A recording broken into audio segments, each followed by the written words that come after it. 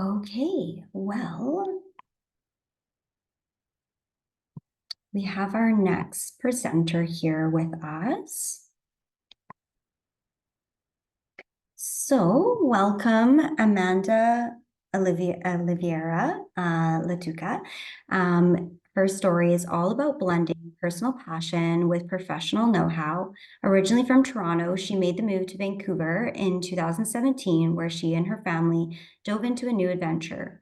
With identical twin girls who just turned one, Amanda's nurturing spirit extends beyond her family life.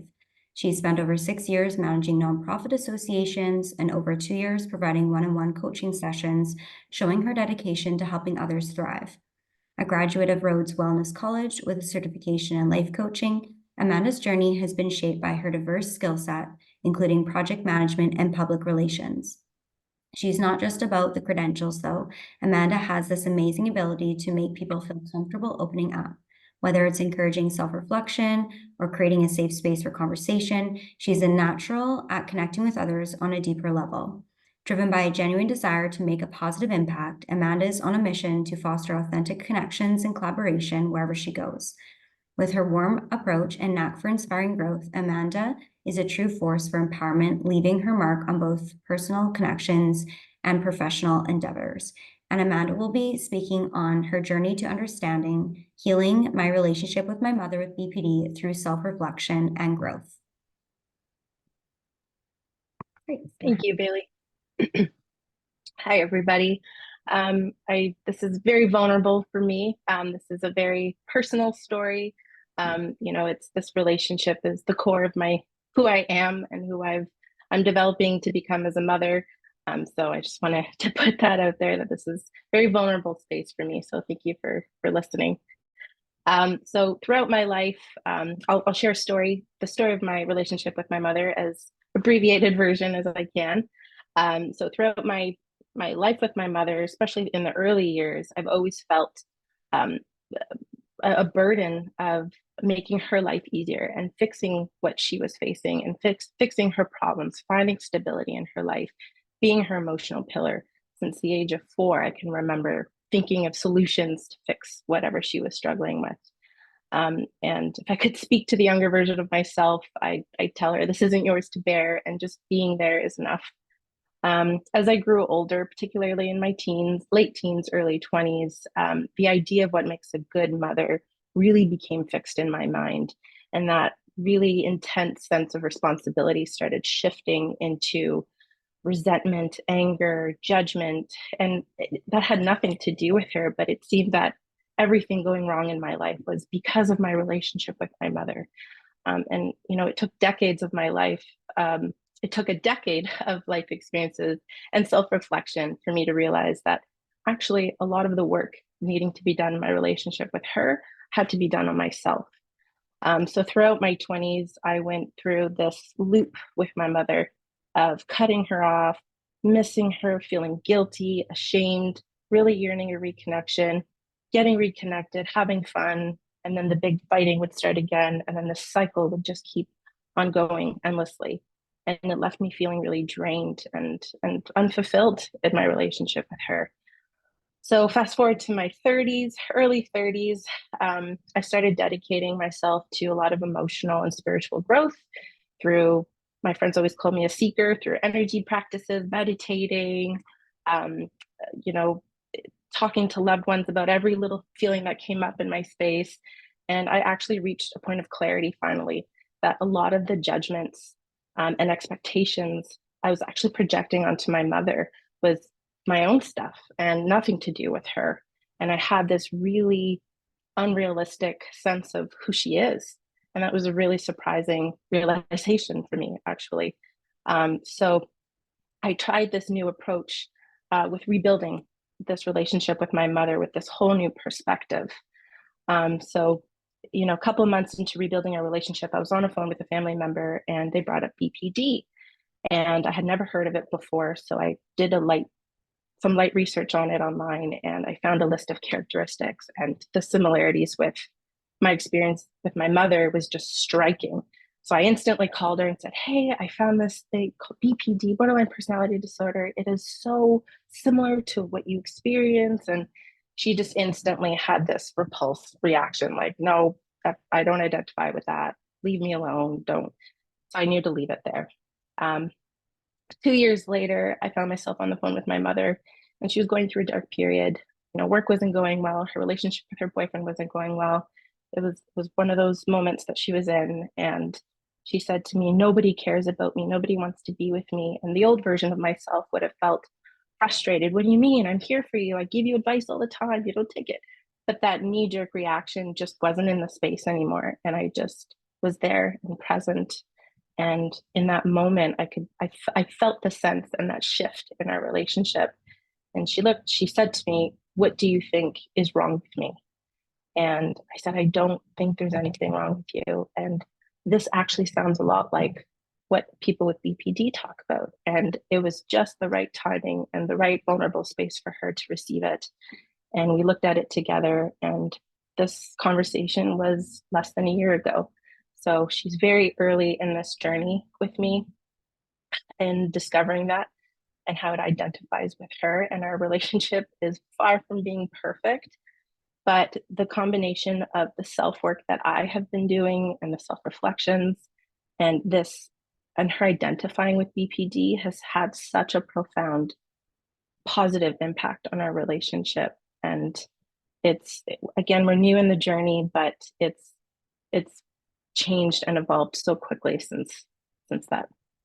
So, like I said, or like Bailey said, I have twin girls. We're only one, so I'm new in the motherhood journey myself, and so I too am evolving. But I feel that now together, there's a lot more vulnerability and authenticity of how we're showing up with each other. And without knowing about BPD, we wouldn't be in this space. And without the self work that I've done and the work that I'm doing on myself to be the best version of myself, to be there with her, um, is making this journey a lot easier for the both of us. So that's the fastest way I could wrap up my experience with BPD. I don't know if you have any questions, Bailey, or if anyone else has any questions, but it's been a journey, and I'm very much aware that we're just at the beginning. Yeah, thank you so much. A couple questions that I have myself, and people are welcome to send me a message of any questions they may have too. Is what is something you would like family members new to this journey or still struggling to know? Just listening and being part of other people's experiences, and try to get as submerged into this community as they can has been really empowering for me as a supporter. I don't want to speak for my mother, but from what I'm noticing her too, she seems empowered by this and less wrong. Like it really removes that wrongness and self judgment. So just knowing how empowering being fully submerged in this can be, and how quickly it could change a relationship.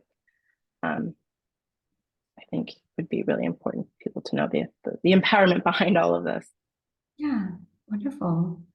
And what support or information did you need as a family member that may have not been available to you, or resources that you found helpful as a family member going through this journey?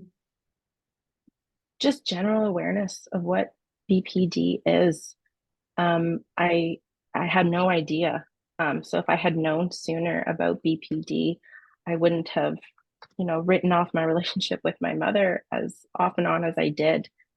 We would have started this nurturing relationship a lot sooner. So I wish I had just general awareness about it a lot earlier. It would have saved a lot of my 20s with struggling in that relationship.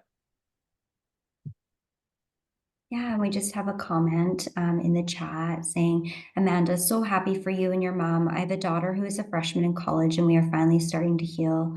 And was asking if you do consulting. I was diagnosed at age 53 after a lifetime of pain, lots of therapy, 15 years of sobriety. I've been trying to figure out what's wrong with me, in quotes. I've caused so much damage to my daughter and son, and we are actually a very loving family that is healing, but my kids do not do well in therapy. Yeah. I'm happy to connect with you if you'd like to um, connect on how my coaching can help you. Absolutely. Every journey is so different. And this isn't a one size fits all um, type of thing. So, I've actually been designing a coaching program on assisting people with their own journeys, specifically family members and friends of people with BPD. And sometimes it's basically just creating a plan. And sometimes that includes therapy if that's what people wish, just kind of like a little, yeah, like I said, like a plan and getting there to the best version of themselves and reaching a destination of the type of relation of a happy or harmonious relationship that they want on this journey. But yeah, there's no one answer, but I'm really happy to connect with you if you'd like. I can leave my email here in the chat. But yeah, Yeah, the journey's different for all of us. wonderful. And what would Yeah. be the most important advice you would give to someone trying to get their loved one to seek therapy? Can you repeat that question? Yeah, so sometimes we find that people will come to the support group and they're struggling with their loved one, not acknowledging that they have BPD. And so, if there's any advice that you have when someone isn't wanting to seek therapy and how that is for the family member or how you've maybe navigated that. So if the family member's refusing to acknowledge and put the work in to, If the person with BPD isn't oh, acknowledging. sorry. Um, I think that's the biggest thing I've learned from my relationship with my mother is that we can't and we aren't responsible for other people's choices. The best we can do is show up as the best versions of ourselves and be open to wanting to get to a better place. But ultimately, at the end of the day, we can't really force. And sometimes people will choose it and sometimes they won't. So again, I wish I had a perfect answer for that to encourage everybody and I had the right or a little quote that would work on everybody. Unfortunately, that's not always how it works, right? We have to be willing, both parties have to be willing together. Yeah.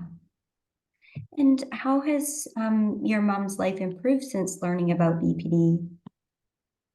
Yeah, so she is still very early in the journey, but oftentimes when she is in that space that is really difficult and feels dark, as she has said, she doesn't, what she's told me is that it doesn't feel like it's not coming from a space of wrongness. She says, well, this must be the BPD thing. And she's not very well versed in it yet. And just the definition of it and identifying it is where she's at. She hasn't sought out therapy yet or connecting with other people. So I really want to stress that it's very, very early for her. But just again, identifying with it has empowered her in those places of darkness so far. That's what I'm noticing. And I do remind her, hey, here's this website. Here's where you can find people to connect with. Mhm. And she's not quite ready yet. So, as I was saying earlier, I'm with her and I'm not forcing her. And I don't want to push her in a space that she's not comfortable. So, I'm just early in the process with her. Yeah. Yeah, and we had mentioned earlier about Emotions BC, and they can provide support where for family members, caregivers, a perspective of what their loved one might be going through and how to connect with them effectively. So, just if there's any family members in the room and they're curious about how best to support their loved one and themselves, maybe a good opportunity to check them out. Um, how can family members help their loved one when they may be in a dysregulated state, like say dissociation or heightened emotion? Or how might you have Speak. navigated that in the past? Yeah. Yeah, I can't speak as an expert. Obviously, I'm not a therapist or um, Yeah. in From this your field, but perspective, what does that yeah, from look my experience, thank you. Yeah, is just being present and validating that how they feel is real and telling her that this is true. What you're not making this up in your head. You are truly hurt. This sure what you're perceiving and how you're perceiving that is real. I'm comparing that to the earlier stages of our relationship where I didn't do that.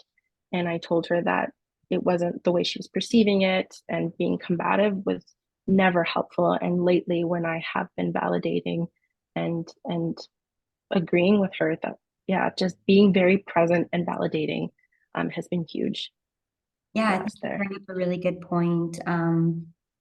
The effectiveness of validation skills and acknowledging the underlying emotion rather than focusing on the behavior that someone is going through can really be a win-win situation for both parties. We find that folks that like loved ones that come to the group, that's one of the first things that we mention is validation and how that can de-escalate the emotion to then be able to maybe go forward and problem solve together. And also for myself, stepping away from the need to fix it and show all these solutions and then be upset when she didn't receive them or follow them, that wasn't helpful. And it's not our duty to fix the problems, just being in a space of validation. Because it's for most people, they want to. They see someone they love struggling. So here's a solution. And that I know that's the nature of who I am. So stepping out of that and just being completely present was really helpful. You have an example of what validation might look like if someone's just starting to learn about it? Sure. Um, so, if somebody, for example, you and your loved one with BPD hear a conversation and you interpret that conversation in a certain way. And someone said, for example, that someone in that conversation says, I like Amanda's food. My mother's name is Natalie. And I like Amanda's food. And then Natalie made food too. And then that person says, and then Natalie says, well, they said they didn't like my food. They just said that they like your food. And it's like versus saying, no, they said that they liked my food doesn't mean they don't like you. So that to me is not validating. Validating would be, you're right, they didn't say they liked your food. Huh. So just agreeing and aligning with what and how they perceive something and not being combative and arguing it is how I interpret validation and how I have been. Yeah, yeah, that makes a lot of sense. And what, if anything, have you talked to about your children about BPD or that experience, or maybe what do you plan to? They're one. Okay, So in the future, would that be yeah. a conversation you might have? Absolutely. I think the more and when it's appropriate and they're old enough to understand 100%. I think the more we educate our children and the more information they have, the easier things will be for them and the more supportive they could be to people in their lives. And maybe with their relationship with my mother, I'm not sure how that's going to turn out yet, but 100% I will explain it to them. And hopefully they won't perceive any of the stigma that there currently is around BPD. Yeah. And you had mentioned that your mom is just in the beginning of the journey of exploring BPD and the symptoms. And um, someone had a question, just kind of tying back to what we were talking before about if there's a loved one that's maybe not accepting their diagnosis. Like, do you have any tips for a family member who's waiting for their loved one to accept it, as it sometimes can take years to get that diagnosis? Yeah, my mother didn't accept it right away either. She had the same response. And what I did in that moment was acknowledge it wasn't the right time for her. This is her personal journey. I didn't feel that it was appropriate for me to force her into it. It actually would have created more of a distance in our relationship. Just knowing what it is as a family member and a friend helps us again show up in a different way that can be much more helpful to them. And sometimes that's not always required. And you for them to fully be on board and understand it. Because if you're showing up the way you need to, that's already making things easier for them. So I think just sitting in that and acknowledging that you having the awareness and information on BPD as a loved one is making a big impact already as it is. Yeah, that totally makes sense. Yeah. And I'm curious about like what maybe gifts or strengths that you've seen from your mom from maybe having BPD or just like from her own self that might be tied to BPD. Gifts or strength. My mother is when she is happy and in a great space, it is the most infectious thing to be around. And I'm emotional just saying it. When she's happy, the whole building is happy. Like a building of a million people will light up. Like she is so powerful in that sense and so infectious. And unfortunately, when she's not in a great space, it can be just as infectious. So that polarity, I know you're speaking, you asked for gifts, but it's almost like one doesn't always show up without the other. Yeah. But she's just a huge bright light. Like I'm thinking of her giggle and her cackle. Like she's just, when she's happy, she is so happy. Yeah, and I think you bring up a good point about that sometimes like the symptoms, for example, like if we have like strong emotional reactions on one hand, the flip side of that is also very passionate, creative, infectious laugh, like you're mentioning, like because of those strong emotions, and it depends on, the hour or the minute. But yeah, that makes a lot of Very sense. passionate. Very Exactly. Like it's everything is passion to the max. And passionate. that can sometimes be really positive. I just have one more question for myself, and then if other folks have questions, then we will address those. What are you looking forward to in the future as a family member with a person that's living with BPD? I try not to make this my agenda when I'm with her because I don't want to force the way this journey goes for her, but I really want this to be part of her language. I want her to really adapt to this and fully submerge herself in the community and just normalize it so much more for herself because it has already normalized her what she experiences and empowered her. But what I want to see is it just be all encompassing, just yep, this is what I have, this is what I experience, and just embracing it, for lack of a better word, more because I think that it'll truly bring her living, that'll truly help her live easier if she just surrounded herself more in this community. So I'm really crossing my fingers that step by step she'll get there. Wonderful. Yeah. Okay. Um, have you had to establish like any limits to maintain your relationship with your mom? Is a question in the chat. Um, I don't love to use the word limits or boundaries. I think I changed it. sometimes, Race to oh, limits. did you? Okay, it just came Well, up when you said limits. They're no, all so connected. totally. Yeah. It's like a lighter version of boundaries, and I haven't found one that aligns totally either. I think the best way I can put it is stepping away for me, not to push her away. It's like, okay, I need a minute. So I'm not being angry here. I need a minute for me to neutralize whatever's going on here so I can show up better for you, mom. That's what I have done. And I've told her that I'm going to call you back. I am gonna call you. I am gonna talk to you. I just need a minute. And she'll ask, why are you hanging up? And I'll say, Mom, I'm not. This isn't about you. This is totally me. And I just need a minute. So claiming it for myself and making it about me needing to decompress for a second has really helped her. Because in the past, I would have hung up and bye. And that never went well. So the second that I've made it about me, like I'm not good, Mom, I gotta go, has been so much easier. Yeah.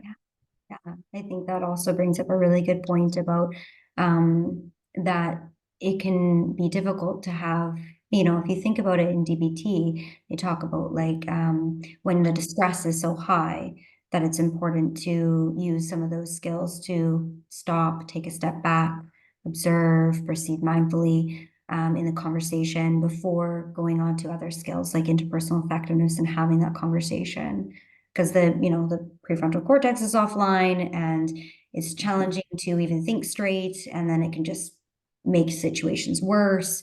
And that's really what the distress tolerance skills are about, is not making the situation worse. So yeah, that's what resonated for me when you were saying that.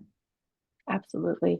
And it's kind of the big picture of what I'm sharing with my story is doing that, taking that moment for yourself, looking at how you're showing up overall in these relationships, because that's really important. And to be completely conscious of what you're saying and how you're saying it, because these are delicate relationships and the way that things are interpreted are not how we think it would be.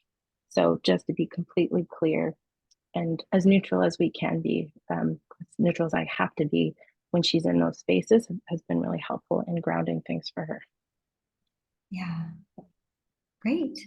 Um, we don't have any more questions in the chat. If anyone had a last like burning desire to ask a question, we have a few moments left before we go into our next Community Connect. Just one more thing I wanted to sort of share, just as a bring it on home a little bit with my story, is I've been very fortunate to have a stepmother raise me since I was young as well. So I think a lot of what complicated my perception of my mother was the comparison. I always compare her to what I thought a good mother was, which was my stepmother is just a poster child of a mother in every sense of the word. And why isn't my mom feeling that? And I think it's so important to what's so helpful with the self work in ourselves is coming and approaching the people and acknowledging people for who they are without comparing them and expecting them to be a certain way and just accepting them and not having these expectations and these roles. And that has been really, really helpful for me in noticing that I was even comparing her. And it's like, no, you're such a different person. You have, like I was saying, she's so infectious when she's happy and creative, like she's got her stuff. I'm honoring that now versus shadowing it with all the other things that I was making her wrong for. So there's so much with all of us. And it's unfortunate that BPD has the stigma that clouds that. And I invite everybody to strip whatever we're projecting so we can see these people for who they are. Yeah, we have lots of people resonating in the chat, like some comments coming in. Thank you, Amanda. You're an incredible daughter. Your mom is super blessed. I'm rooting for you, and I know you are and will continue to be an amazing mom. So, that's so nice. Thank you. Thank yeah, you for your time. yeah, I really appreciate you taking the time to share your experience as a family member. Um, and yeah, more comments coming in. Really appreciate your vulnerability. Lots of Oh, comments that's in so the nice. chat here. Yeah, Thank and if you. you wanted to share your email, you're welcome to do that in the Absolutely. chat. And yeah, thank you again so much. Thank you. And thank you for all the work that you're doing with the society. It's amazing. Great, great resources. So congratulations for hosting another BPD Awareness Day. So happy BPD Awareness Day to everybody. Thank you.